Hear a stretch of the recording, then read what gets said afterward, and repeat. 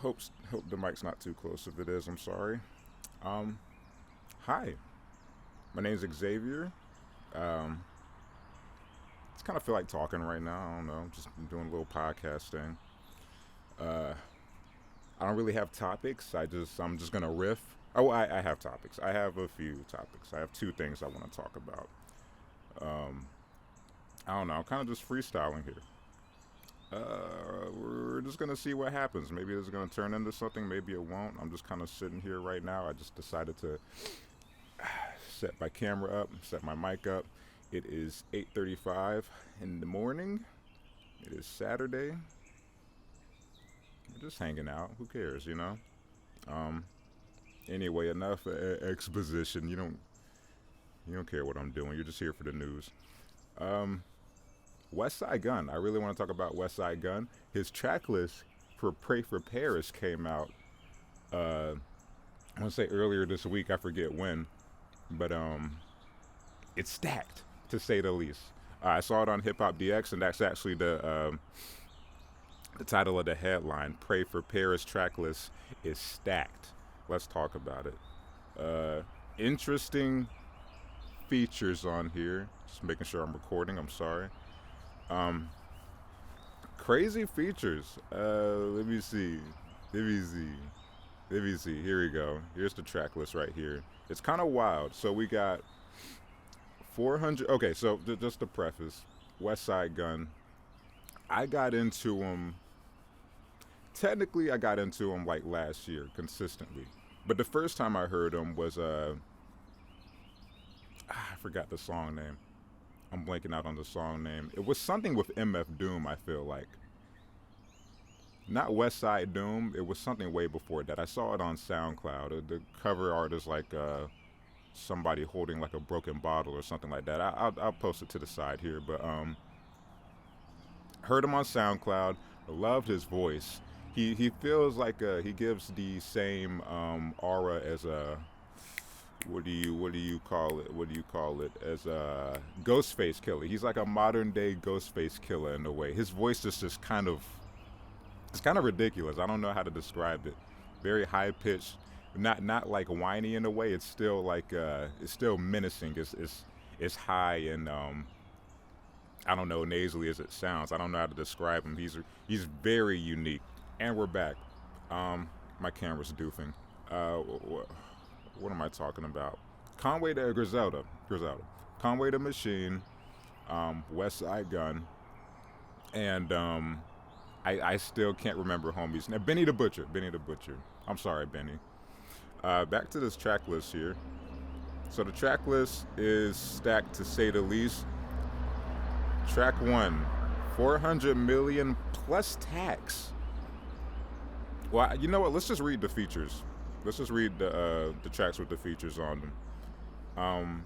So track three, off the bat, George Bendo, featuring Conway the Machine and Benny the Butcher. Production by Derringer. I'm not too familiar with Derringer's work, but I know he works close with Griselda or whatnot. And then track four, 327, with Joey Badass and Tyler, the Creator. Now, this is honestly what I wanted to get to. The thing is, most of these features are expected, I would say. There's like Freddie Gibbs, there's Benny and Conway, of course. You got I don't know who Keisha Plum is. You got Wale. It just I don't know. I'm not too surprised, except for the Tyler show up. And actually, Tyler has production tracks. Production tracks. That's not a thing. On track 11, he has production credits on Party with Pop Smoke. Party with Pop Smoke. I think that's the. I don't know if Pop Smoke is a feature or that's the song name, but Party with Pop Smoke. Tyler, the Creator, produced on that.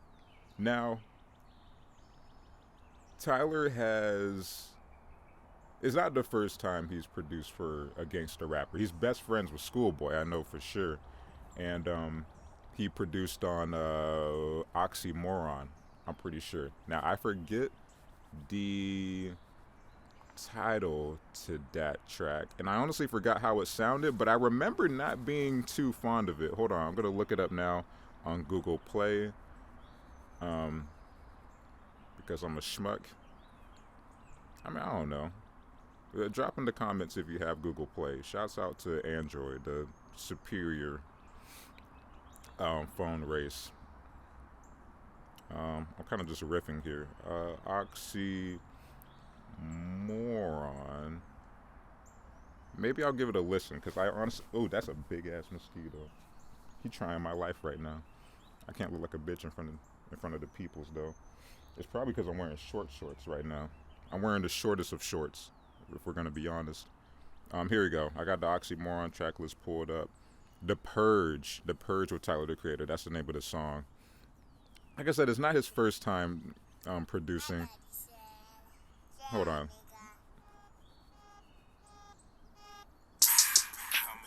Yeah, okay. Yeah, see, I didn't like that. The thing is with Tyler's production, it's not only good, it's best with Tyler on it, if that makes sense, you know? And obviously he's not pretty. This came out what 2012 maybe. When did this album come out? I mean, yeah, 2014. Tyler's production has gotten way better since, obviously, but I don't know. I think it's one of those things that Tyler just sounds way better on his own production, especially when he chooses the who goes on it, because obviously he produced it. He knows who's going to sound good on it.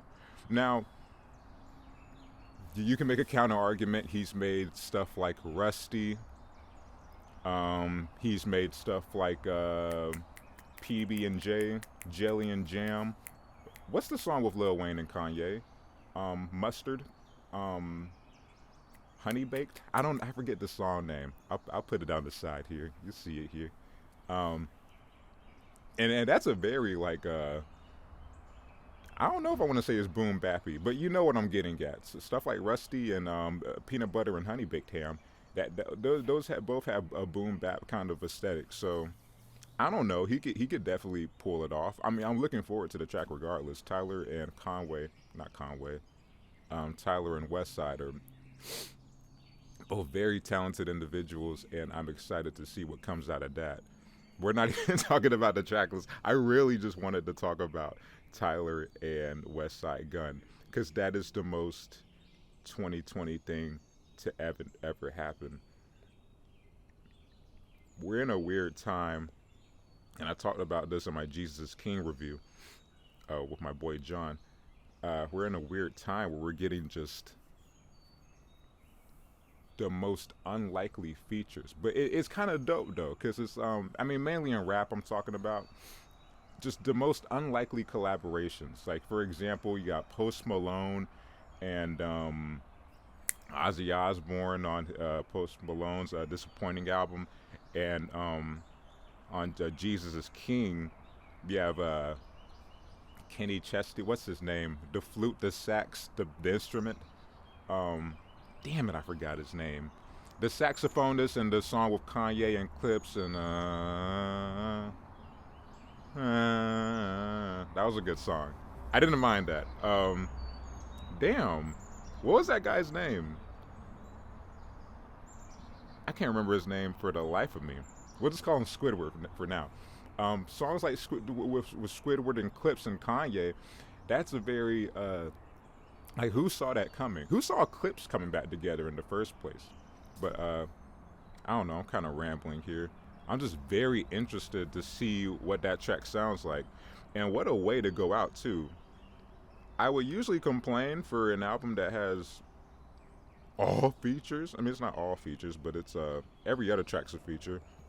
But I know Westside Gunn is indeed retiring this year, which, I mean, like I said, I got into him about like what, 1 or 2 years ago, and I haven't even. I mean, has anyone heard all of Westside Gunn's discography? Homie has at minimum 10 albums. 10 albums for sure. at the least. He and maybe it's like 20 songs per album. This one's 12 songs, but the the uh the Hitler wears Hermes, um all those albums, because there's like 7 of them, I'm pretty sure. Those are like, well, let's go through it right now as if I don't have my phone in front of me. This device that can tell me all the information in the universe, and I'm like, what how many tracks? What's a space bar? Um just so many people not watching this right now. Just here we go.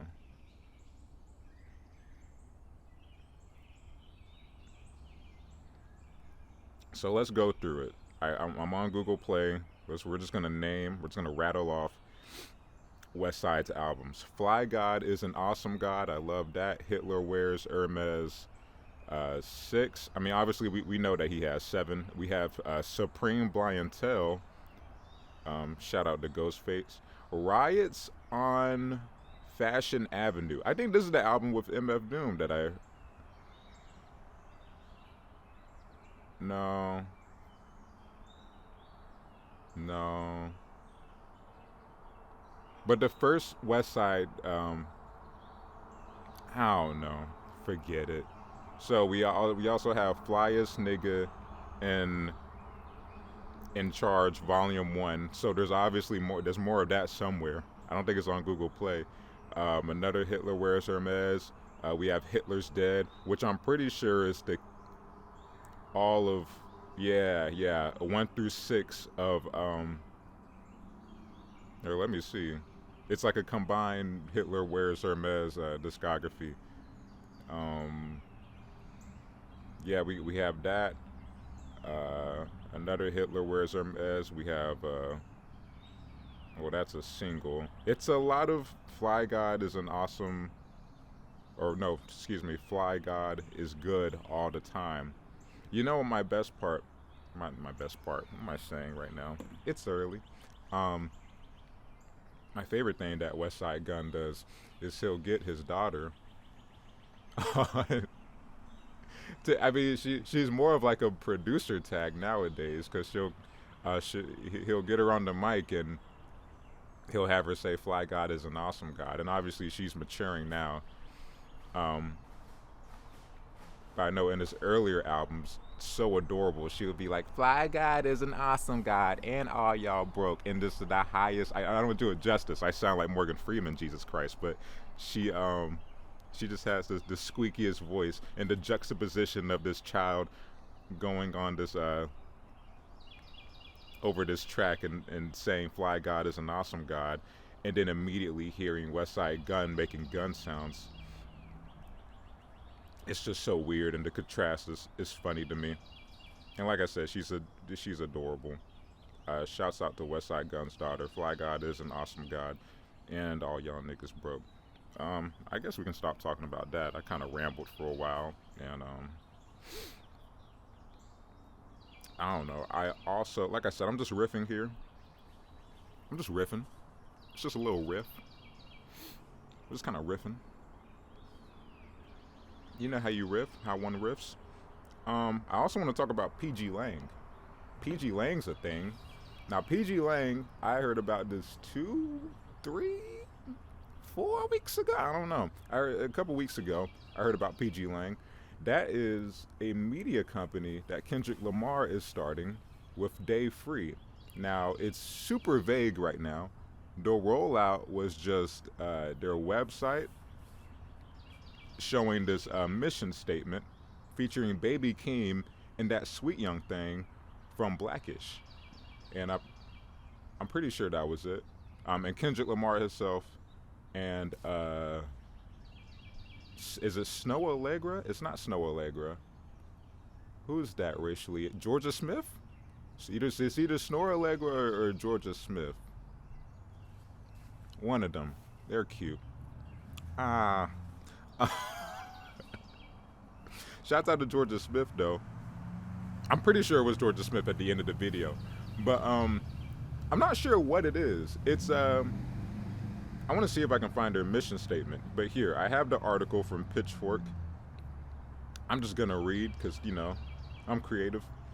Kendrick Lamar and frequent collaborator Dave Free have launched pgLang, which is described in a press release as a new multilingual at-service company. The press release continues, pgLang is at service to creators and projects that selflessly speak with and for the shared experiences that connect us all. I don't know what the hell that means, but I assume it's a thing where it intends to be a melting pot that brings a bunch of creatives together. I know I saw on the site it's like a podcast, maybe films, um, TV shows, maybe. I don't know. You know what I'm hoping. I'll just say what I'm anticipating from this because it's still early and we don't know what the hell's happening. Um, I'm hoping it's like a. I don't know if you guys are familiar with A24, but they're like a film studio. Um, I guess I don't know how you describe it. I guess they're an indie film studio. I mean, they have blockbuster movies. They have The Lighthouse, Uncut Gems. If you've seen that, Moonlight, which won like movie of the year 2 or 3 years ago um, at the Oscars, I think. But yeah, A24 is a fantastic movie studio that just produces these like I guess somewhat low key niche films. Like I said, Moonlight A24. Moonlight A24. That's the studio. Yeah, what are you doing? It's early. It's early. Um, yeah, The Lighthouse. No, Uncut Gems is what I seen most recently, and before that I saw The Lighthouse, and then you got Midsummer, which fucked me up for a while still. Hereditary, two great films, horror films by Ari Aster. Ari Aster. It's hot in Topeka. Um, A24 is dope though, and I know they produce like they don't produce, but they have like a little podcast network too, where they'll get people within their like circle, like their directors and stuff like that. I know they had the director of The Lighthouse interview Ari Aster, I think, for a podcast episode. But anyway, I'm hoping pgLang becomes some sort of entity similar to that. I'm sure it. I don't know. I'm sure it will be that, and then a step above, like maybe making movies, making TV shows. Like I said, producing like cool podcasts or something like that. Hire me, pgLang. Um, I don't know. I mean, it's if I can. Let me see if there's anything else to get from this. Dave Free said in a statement, in this overstimulated time, we are focused on cultivating raw expression from grassroots partnerships. It's just the most vague information ever, you know? But, or maybe I'm just dumb. Baby Keem, who contributed to Black Panther, the album Music from Inspired By, I don't think I read that right, is one of the first artists to partner with pgLang. He stars in the company's new visual mission statement. Now, this is what I'm talking about, along with Georgia Smith. Yeah, okay, it's Georgia Smith, Kendrick Lamar, and Yari Shahidi, or AKA Sweet Young Thing. The video also is in music written by Florence Welch and Kamasi Washington. Shouts out to Kamasi Washington. I haven't listened to any of his music, but he seems woke. I don't know. And shouts out to Baby Keem too. Now there's rumor has it that Baby Keem is Kendrick Lamar's cousin. I don't know. I don't have anything to expand on that. I don't know too much about Baby Keem. I just know Die for My Bitch is a great album. That was a fantastic album. Have you guys seen the music video for fucking Mosh Pit? Oh my God, he went into this like this I'm about to butcher this, but this Jewish concert. I don't know. He went into this Jewish concert. You know the Jews, and they wear the hats with the and he he utilized that concert. I put it to the side here, probably not. And just look up the Mosh Pit video. It's a really sick idea, and he basically his director and him had this idea to go into this already um, to into this concert setting. There was already a concert going on. It's his like in his obviously his music isn't playing. It's like this just festival that's going on, and everybody's like jumping around and whatever. And the director just films him and his friends within that group of people just jumping within this festival concert thing that's going on. And it looks like the way it's edited together that everybody's jumping the Baby Keem song, but it's not. It's really dope though. I did not do that justice at all. I flubbed all over that what's his face, that explanation, but we're just gonna keep going. I don't want to edit too much, you know.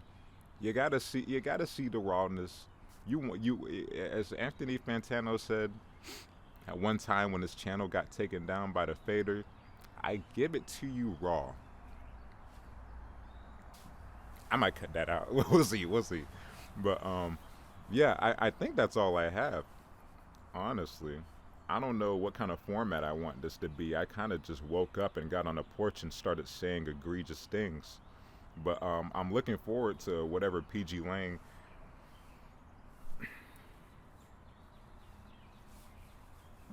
Mosquitoes, you know, they're asking for it. Um, I'm looking forward to whatever pgLang has to offer. It's it's kind of exciting. And then afterwards, Nas posted a picture with Kendrick Lamar, and he was on his Instagram. And Kendrick Lamar, I'm pretty sure, was wearing the same outfit that he was at the end of the pgLang video. So I don't know if Nas was on set. I don't know if he has anything to do with pgLang. I don't know. It's kind of interesting. Like I said, and I could be just dumb.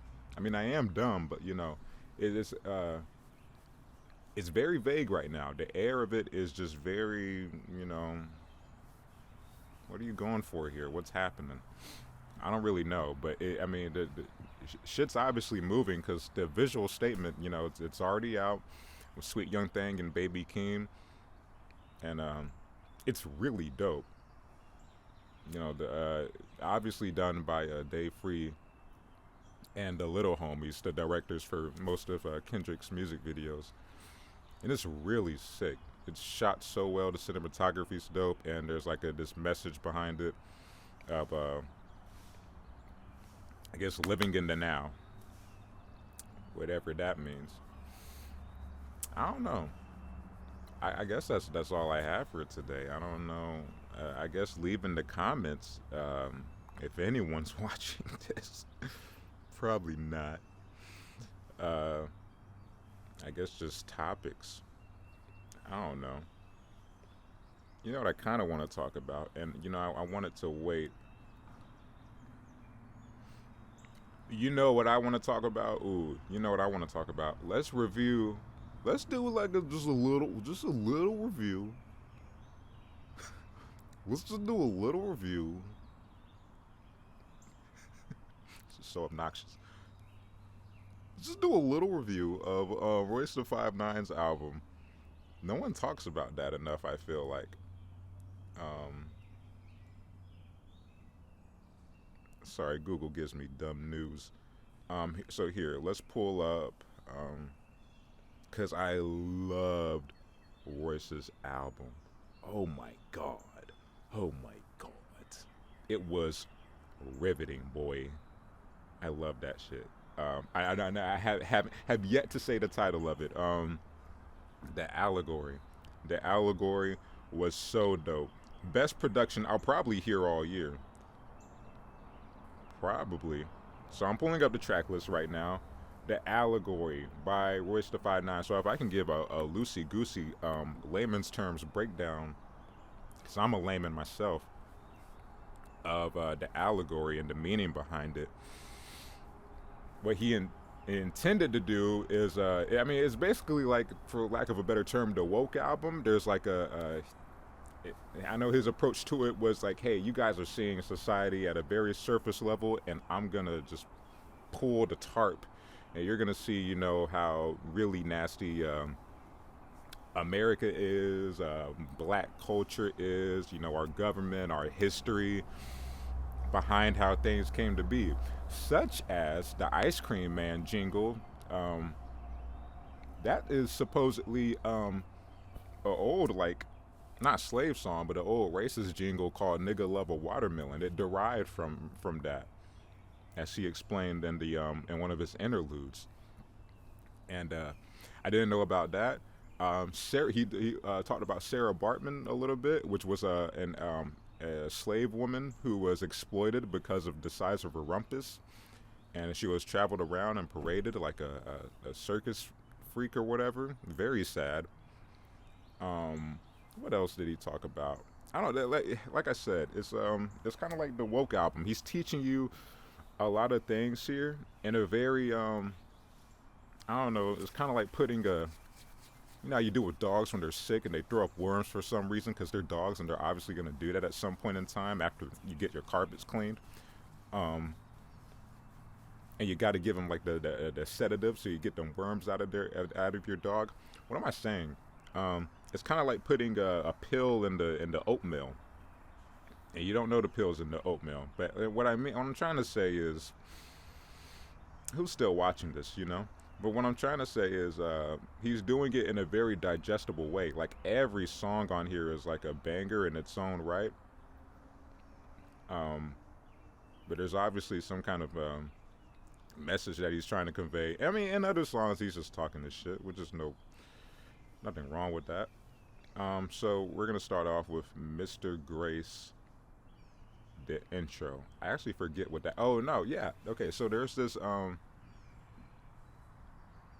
think it shows up two times in the album, and I don't know where this is from. I don't know if this is from like a viral video or whatever. But it's this guy talking to his kid, this like man, talking to his son throughout this intro and another part of the album. I forget which track that was, but it's this man talking to his son about like he's just honestly spitting game. He's asking him various questions. He's like, if I one of his questions is like, if I get you a bunch of Christmas presents or whatever, and you're 18 and you're begging somebody for a job, what did I do? And the kid's like, you failed me financially. And I'm like, whoa, whoa. And it's like another question was like, this is badass. He was like, the dad was like, if I die or whatever, um, who's gonna save you? And the kid's like, nobody, I save myself. And I'm like, Jesus Christmas, this is hardcore, bro. And various things like that. Just this very ahead of the curve kid, and I'm pretty sure he's loading a gun the whole time. I don't know. You can kind of hear it, but Jesus Christmas just made me very intimidated. Like that kid will. That kid's gonna be somebody great one day. But Mr. Grace, I honestly forget. Oh yeah, no, I remember. Mr. Grace was dope though. It's just the thing that stuck with me was that that little snippet of the dad talking to his son. But dope man, I love the instrumentation because he produced everything on this album. Shouts out to Chance. But here's the thing, because I have a very I have an affinity for good production. I like it more than the songs not the songs, but I like it more than lyrics half the time. And it's just, yeah, I don't know. It's like a cherry on top when the artist writes and produces his music, like people like Eric Architect, Royce the 5'9", especially. Um, who else is a writer producer? There's so many more. I'm blanking on it right now, but God, I love that, bro. Mac Miller, R.I.P. R.I.P. to Larry. Just, oh man. If you write and produce, just have my babies. But what am I talking about? Let's get to the nitty gritty. Let's just talk about my favorite songs on here. Well, you know what? Let's get the bad out of the way first, because there was some gripes that I had with the allegory. For one, I didn't care for Tricked. I didn't care for Tricked with King Crooked. Yeah, I don't know. I don't know why I didn't like it, but the beat was. I like the production on it, but the cadence, uh, chick, trick, chick, chick. It's very it's dope in increments, but they did that for the entirety of the song, and then I know Royce got a lot of flack for that anti-vax line. His son got autism from vaccinations or whatever. He brought that up like twice in the album, which I've heard before. Here's the thing about that. Here's the thing. Like people are rushing to see my opinion on this, but he's getting a lot of backlash, which I understand. It's as big as his platform is, and he's telling. I don't even know if he's telling people not to go get vaccinations. I feel like he's just telling his experience, because it's like, I mean, you can dispute it all you want, but if you take your kid to the doctor and he gets a vaccination and he, maybe a month to a year later he has autism, then I mean, what do you? I don't know. What do you equate that to? You know, like I don't know. Not saying that it makes sense to me, but like, what else? What else can you say? I mean, I don't know if autism is one of those things. I'm about to butcher this. I presumed that autism was something that you were born with. I didn't know it was something that could develop over time. Cause see, I don't know. That's why I'm assuming that that Royce could be right. That I don't know. I feel like I'm. You know what I feel like? You know what I feel like? I feel like Vanessa Hudgens right now. Remember Vanessa Hudgens when she went on Instagram Live and she was like, when she was like, I know Corona's bad, but niggas gonna die. But I'm Vanessa Hudgens right now. But I'll wrap up my autism point because you guys want to know. You guys want to know. Um, I don't know. What I'm trying to say is there wasn't many from how Royce is explaining it. My son didn't have autism. He had a shot, and now he has autism. What other variables are there? Unless he's leaving something out, what other variables are there? That could have led him to getting autism, other than that doctor's visit. So I don't know. I mean, the thing is, we weren't there, and not like I wanted to go into detail or whatever, but I don't know. Maybe he should have elaborated on it more, because there's a lot of people that are upset about that, which is understandable. But none of us were there. That's the thing, it. And a lot of us can easily say things about it until something like that happens to us. Not that exact situation in particular, but like I said, you weren't there. You can't. We got to hear both sides of the story. Like, what? What are you saying? Anyway, I screwed the pooch on that one. If anyone's still watching this, I also didn't like. Well, you know what? Hero. Hero, I didn't like too much either. I know we talked about his dad on that one, which is saying his dad's his hero. Uh,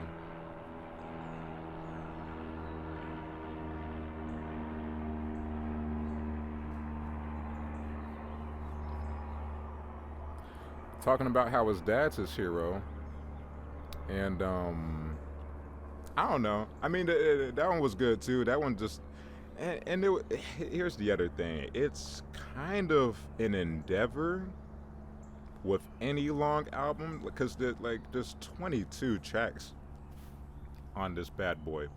He could have cut the fat a bit, because there was a lot of skits. How many skits are there? This is Ice Cream interlude, Generation is Broken, Mrs. Grace, a black man's favorite shoe. That definitely could have been left out because there was no. That didn't develop into anything. At least with like Ice Cream Man, you got some knowledge about like the ice cream jingle and just the black history in general. That was you learned something from it. You took away something, but the interlude with the white guy, niggas love their shoes, and it's like, okay, next, what can I take away from this? Black people in America. So that's like what? That's like 5 skits. He could have cut that way down, and then there's some of them that are incorporated into the songs, such as Mr. Grace. Um, and then Perspective, that's another skit, but we kind of needed that one because that was Eminem's monologue, I think, and that was very necessary. I honestly forgot what he talked about or whatever. I think it was I think he touched on the Lord Jamar topic of I don't know how long I've been going. Oh shite. Let's go until like 9:30. So I think I started at 8:30. We'll see. I just cut the camera. It's like a 6-hour long cast. I think he spoke about the Lord Jamar kind of thing where he was like white people are guests in the house of hip hop, and I don't think he didn't say Lord Jamar's name verbatim, obviously, but I don't know. I think it was one of those things where he was implying it, saying black people in general worked so hard to build this thing that was theirs, and then you have people from other cultures coming in and claiming it as their own, like such as I don't know, because I was gonna say Post Malone, but I don't, stuff like Post Malone, and then you got the Lil Pumps, and you got the Macklemores and stuff like that. But I don't have a problem with white rappers. Here's the thing, because I mean, if you're good, you're good. That's the main point of it. And Macklemore was good. Shouts out to Macklemore. I'm sure he's a great guy. But his last album was ugh. Post Malone, he creates vibes, and how young do I sound just now? Just he's vibing. Post Malone's just vibing. I don't know. The thing is, like I said, if you're good, you're good. Like, what is your argument for people like Eminem and people like Aesop Rock and LP or Evidence is white, right? Yeah, Evidence. Yellow Wolf. I just named white rappers for the rest of the hour. Brother Ali. Oh man. All right. I don't know. I mean, I know he's albino, but anyway,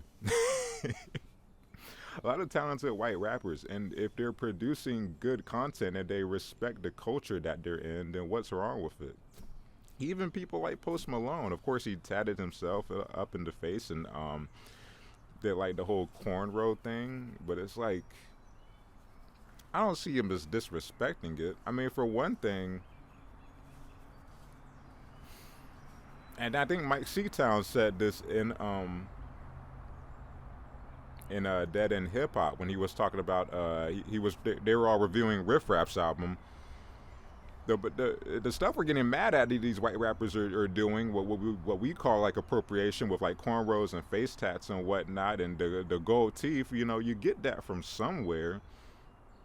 So it's you got to argue both sides because they're not doing that for no reason. They saw a lot of black people do it, and not all. I'm not saying that all of us are dressing like that. I'm wearing booty shorts and the Nike hoodie, but there's obviously, black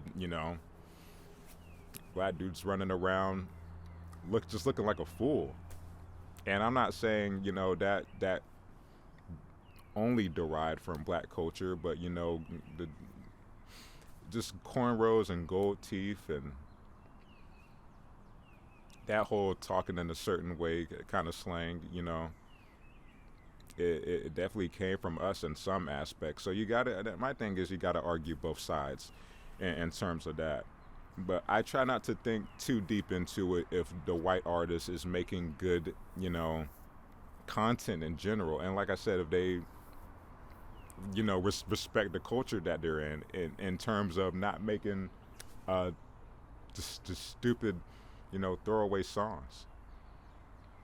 And not to say that everything has to be lyrical miracle, but if you don't have to be super conscious, but if you're just having fun and you're just making something that's listenable, and like obviously also don't pander, don't talk about certain things to a certain demographic, whatever the case is. Just do what's true to you. Don't be gimmicky or whatever. I don't know. I feel like I'm just giving white rapper rules, but I don't know. I feel like people like Aesop Rock just he was heavily influenced by the culture and he just does what he loves. I don't see him as appropriating or anything like that. And obviously he doesn't gold teeth and cornrows or whatever, but he's still in what Lord Jamar would call it the house of hip hop or whatever the case is, and he's doing his thing. Like I feel like he's top 5 dead or alive, honestly.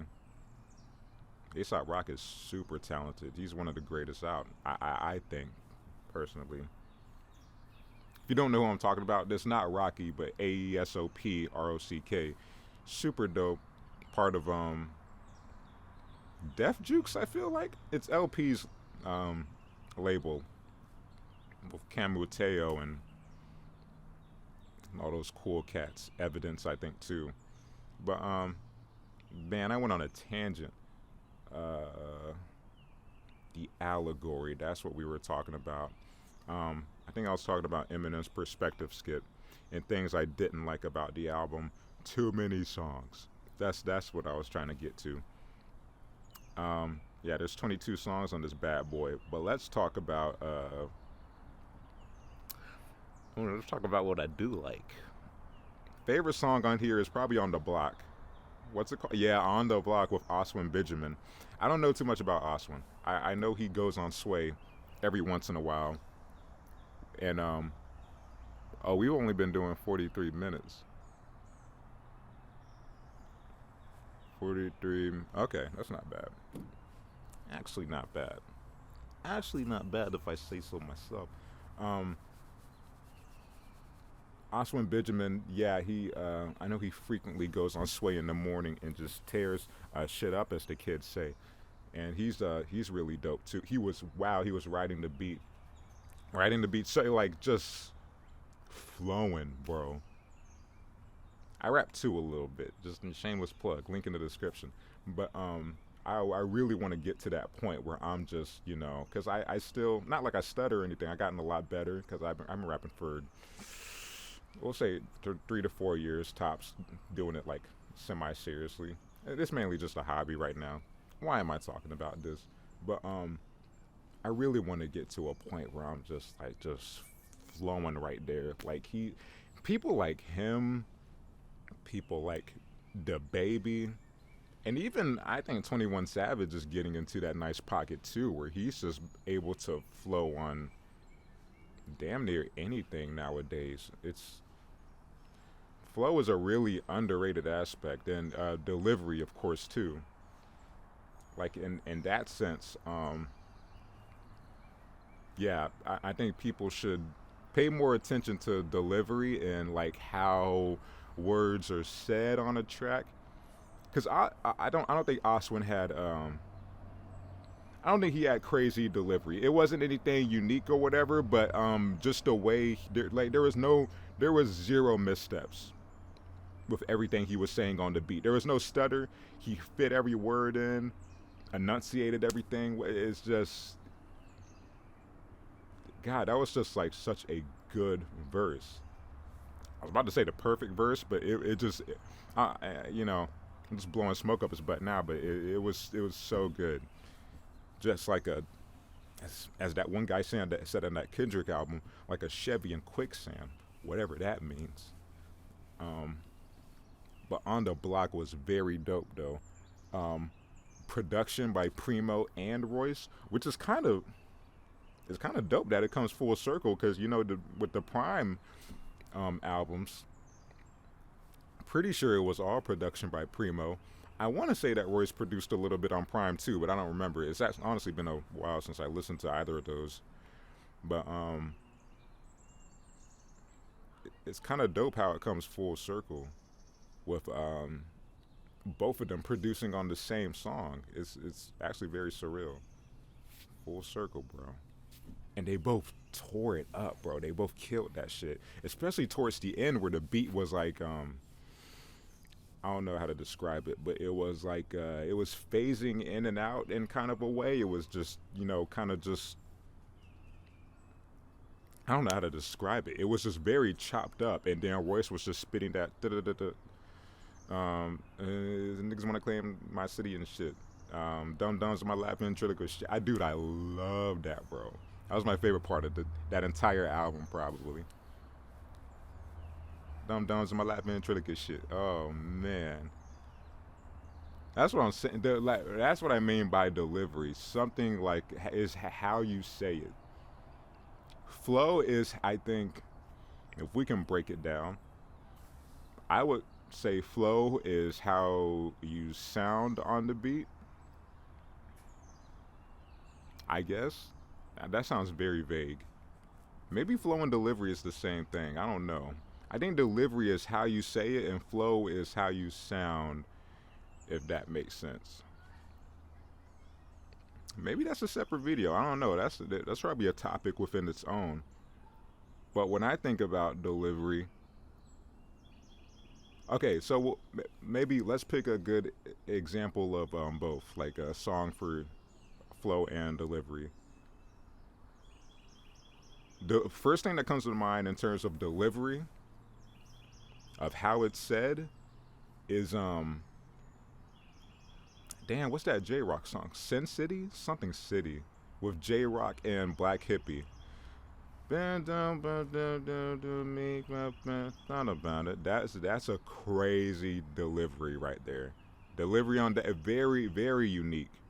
I'm starting to think flow and delivery is the same thing, but for the sake of the video, let's just keep it going. I want to say Sin City, not Mad City. That's Kendrick. It's J Rock and Black Hippie. Vice City. I think it's Vice City. Let me know in the comments. But who's still watching this? Vice City. Crazy delivery on that by everybody. I mean, they all did the same thing, but it was so dope. I wonder who came up with that concept of like, let's approach the beat like this. But that's the best example of delivery I can think of. For flow wise, like how you sound on the beat and how well you stay on it. Damn, we could say Oswin's verse on this. Damn, we got to do a separate video on this. Because I truly do think they're different things. Like, just flow strictly, if we can boil it down, is how you're able to stay on the beat. Right?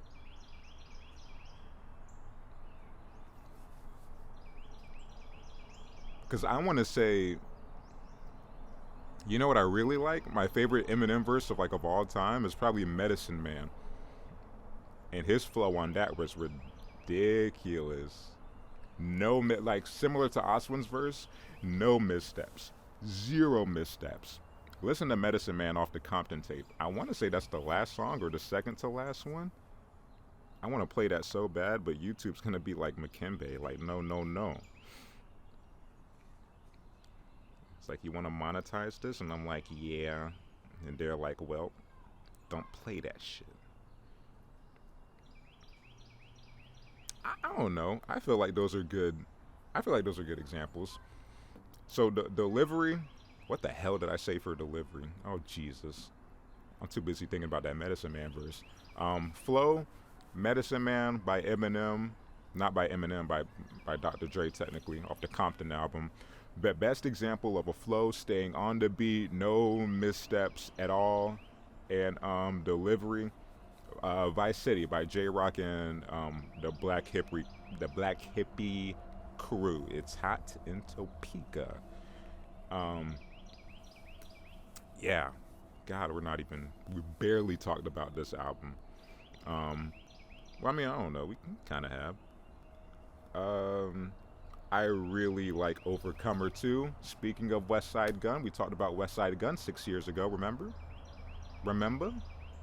You remember the time we fell in love? I'm losing my mind during this quarantine jazz, but we out here. Um, Overcomer was so good and such a Westside Gunn. Well, I don't know. I was gonna say, oh, it's such a Westside Gunn kind of beat that's fit for him, but Royce didn't. That was actually Westside's decision. I heard in like an interview, Westside's decision to loop the sample at the very beginning.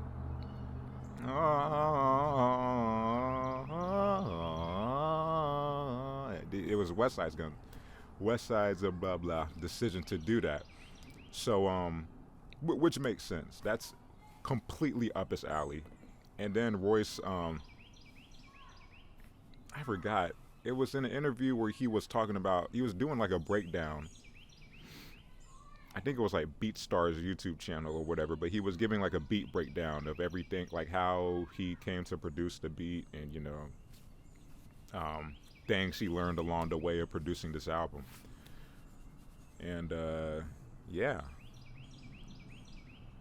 and then I don't know. He put some drums in there that I wasn't too much of a fan of. I mean, the beat itself is gorgeous. That's a fantastic beat because that's something I feel like maybe Alchemist would produce or whatever. But that's probably blowing smoke. But I don't know. I like the beat. I love the beat.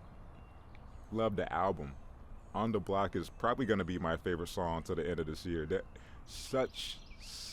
ooh, ooh, ooh, ooh. Oh my God, that sample was ridiculous. I don't know how he found those samples, boy. I gotta know. I need to see his vinyl stash or wherever he gets these shits from. But what else do I like? And I guess we'll wrap it up. There's like 2 minutes left. Where we at? Well, we're at 53 minutes. We're at 53 minutes. I mean, depending on how much I cut. I don't know. I kind of like the thought of a 45-minute podcast because attention spans are a fleeting. And, here's the thing. I haven't gotten into Royce. Well, I did get into him way early. He had this song called "Losing Out" with Black Milk, and I actually found out about Black Milk and Royce da 5'9" at the same time because Black Milk, he has one of my top 5 rap albums of all time with "If There's a Hell Below." "If There's a Hell Below" is one of the greatest produced rap albums. I'm probably blowing smoke again, but that's one of my personal favorites of all time. "If There's a Hell Below," I'll probably do my personal top 5 of the decade. So many bangers in that album, but that's how I heard about Royce da 5'9". He had that song called "Losing Out." I forgot what year that was with Black Milk, and they were both just. I like the back and forth thing too when features do a back and forth verse, and they were killing that shit. I'm sorry, I'm looking at this big ass mosquito. They're basically birds in Georgia. I don't care what you say, but golly. Good times. Good times. I think they have 2 songs together. They probably have more than one, but the first 2 I've heard were was "Losing Out" and Jesus. Boom boom boom boom boom boom boom boom boom. That's how the sample sounded. That's how the beat sounded. It was something like that, but it was really good.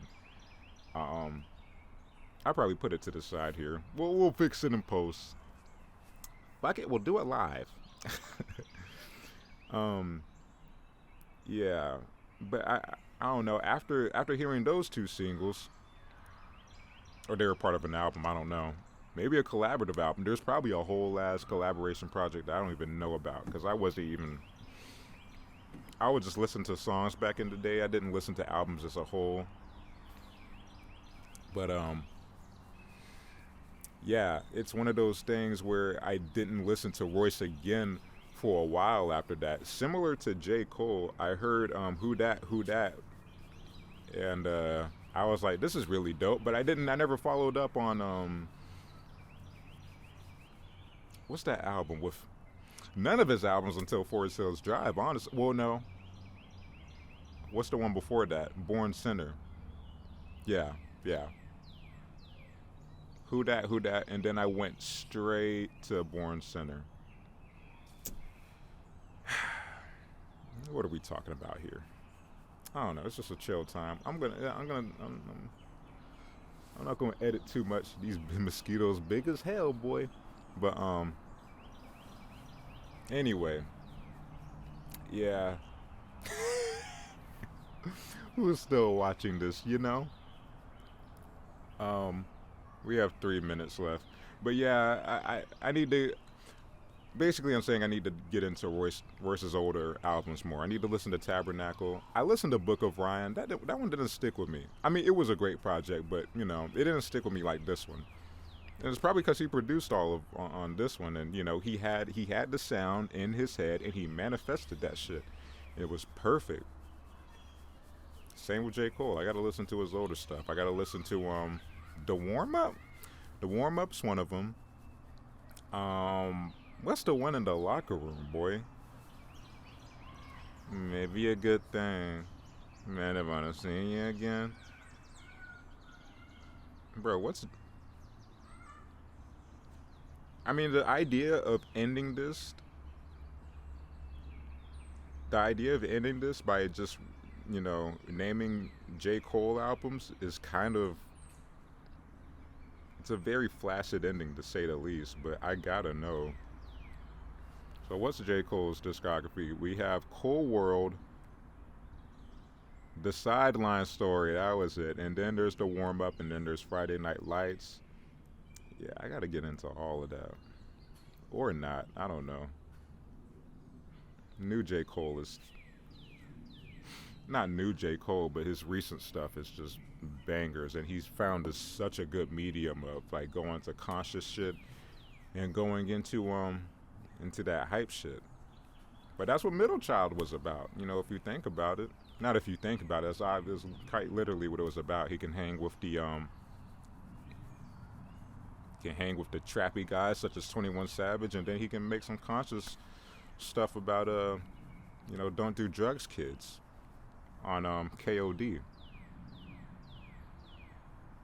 I don't even know what we're talking about anymore, but I'm just kind of sitting here. I'm trying to practice thinking about what I say before I say it. Kind of like that whole autism debacle that I got into. Remember that? Don't. I don't know. I guess we're wrapping up here. We're 59 minutes in. Like I said, I might cut some things. I don't know. I don't have any much else to say. I'm excited for Pray for Paris. Westside Gunn, if you're watching this, why? And also, thank you. Looking forward to your project, Brody. And looking forward to pgLang also. 2020 is there's gonna be some bangers and there's gonna be some mishaps. Corona, Jay Electronica's album,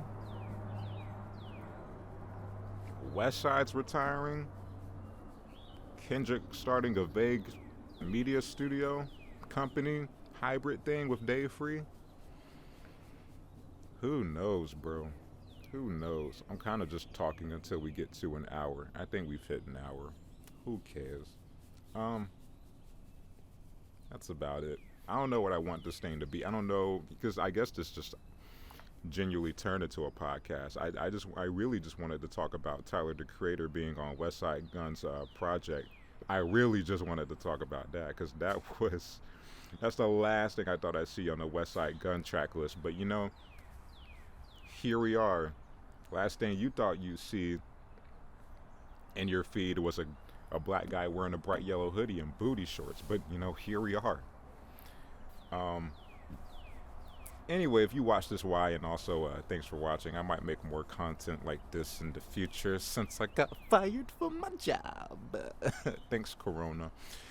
I have more time to make some content now, and we're just gonna see what happens. So, peace. Oh wait, you know what? Hold on. I should probably say my name again. I should do a proper outro. My name's Xavier, and this is the. I'm probably just gonna bleep that out. I don't know the name of this format yet. I don't know what I'm gonna name this podcast. I guess also if you're watching, drop podcast names. We'll see. This is this is a 30-minute outro. This is half the podcast of me just trying to leave. Anyway, yeah. Thanks for watching. Peace.